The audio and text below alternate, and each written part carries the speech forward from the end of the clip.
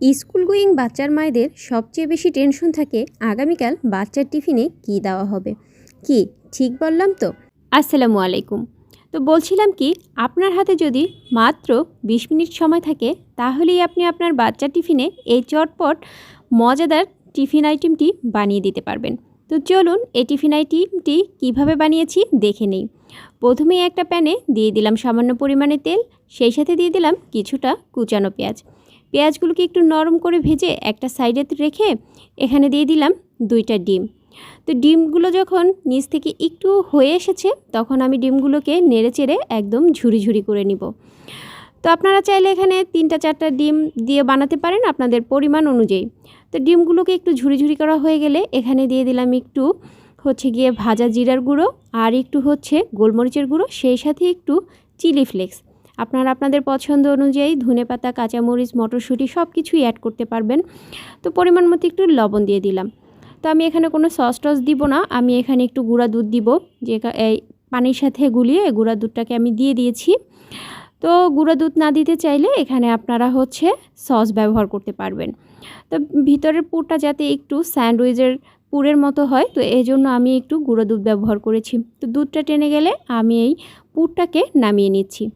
আর এখানে আমি নিয়েছি ব্রেড, আর এই ব্রেডগুলোকে এখন আমি একটা গ্লাসের সাহায্যে গোল গোল করে কেটে নিচ্ছি। তো আমি 4টা ব্রেড কেটে নিয়েছি। এবার ব্রেডগুলোকে একটু পাতলা করে বেলে নিচ্ছি। তো ব্রেডগুলো আমার বেলা হয়ে গিয়েছে। এবারে ওই যে আগে থেকে বানিয়ে রাখা পুরগুলো দিয়ে দিলাম ভিতরে, আর ব্রেডের চারপাশ থেকে একটু পানি লাগিয়ে আর একটা ব্রেড দিয়ে উপরে ঢেকে দিব। তো এখানে কিন্তু যে কোনো পুর ব্যবহার করে এই নাস্তাটা বানানো যায়। আপনারা চাইলে চিকেনের পুর দিতে পারেন, সবজির পুর দিতে পারেন, আপনাদের ইচ্ছা। তো আমি আজকে একটু তাড়াহুড়া ছিলাম আর কোনো টিফিন বানানো ছিল না, তো যে কারণে আমি ডিম দিয়ে চটপট এই টিফিনটা বানিয়ে আমার বাচ্চাকে দিয়েছিলাম। তো আমি আরও 2টা ব্রেড নিয়ে এগুলোকে ব্রাউন পাশগুলো কেটে একটু বেলে নিয়ে লম্বা লম্বা শেপের আরও 2টা বানিয়ে নিয়েছি। মানে শেপটা আপনাদের ইচ্ছা অনুযায়ী বানাতে পারেন, এজন্য আমি 2টা শেপে দেখিয়ে দিলাম।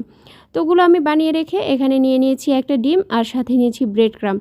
তো ডিমের ভিতরে দিয়ে দিয়েছি একটু লবণ, আর দিয়েছি গোলমরিচের গুঁড়ো, আর দিলাম পানি। এবারে ডিমটাকে ভালোভাবে ফেটে নিয়ে কিছুই না ব্রেড ক্রামে গড়িয়ে নেব। ডিমের ভিতরে ডিপ করে নাস্তাগুলোকে ব্রেড ক্রামে গড়িয়ে নেব।